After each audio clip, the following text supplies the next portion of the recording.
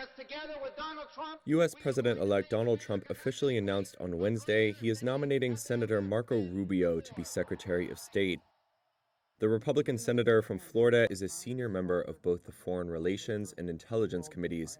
In the past, he and Trump have often clashed on foreign policy, with Rubio calling for more assertiveness on the international stage and Trump pushing for restraint.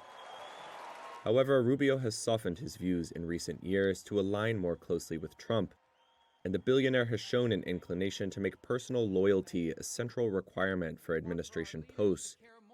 That has left big questions about the type of diplomat Rubio will be. Rubio is arguably the most hawkish option on the shortlist for the post and is known as a hardliner on China. He was sanctioned by Beijing in 2020 over his stance on Hong Kong following democracy protests. Director of the SOAS China Institute, Steve Zhang, told Reuters that Rubio's selection would put China in a potentially tough position. Because China will have to lift its sanctions against Rubio.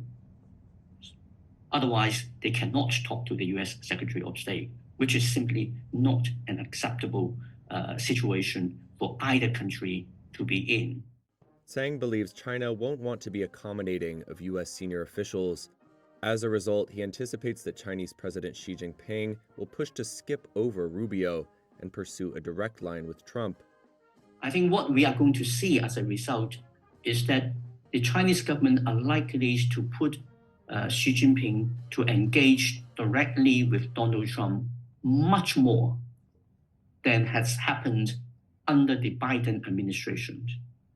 Xi believes that he could work his magic on Donald Trump as he had done in the first Trump administration.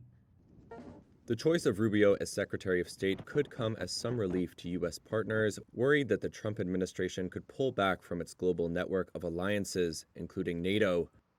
When he tapped Rubio for the job, Trump said, quote, "He will be a strong advocate for our nation, a true friend to our allies, and a fearless warrior who will never back down to our adversaries." The Ukraine crisis will be high on Rubio's agenda. He has said in recent interviews that Ukraine needs to seek a negotiated settlement with Russia rather than focus on regaining all territory that Russia has taken over the last decade. Earlier this year, he voted against a big military aid package for Ukraine, Israel, and other U.S. partners. Rubio told NBC in September, quote, "I'm not on Russia's side, but unfortunately, the reality of it is that the way the war in Ukraine is going to end is with a negotiated settlement." Trump's pick of Rubio could signal stricter enforcement of oil sanctions on Iran and Venezuela. Iran's oil production has been the target of successive waves of restrictions. During Trump's first term, oil exports from the third largest producer in OPEC slowed to a trickle. While Rubio could push foreign partners to enforce existing sanctions, that could also risk retaliation by major buyers of Iranian crude, like China, which could reduce the primacy of the dollar in oil trades.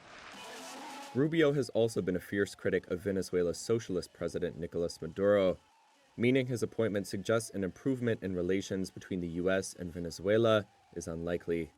However, analysts have warned that tougher sanctions could prompt the OPEC nation to boycott Trump's goal of repatriating thousands of illegal migrants.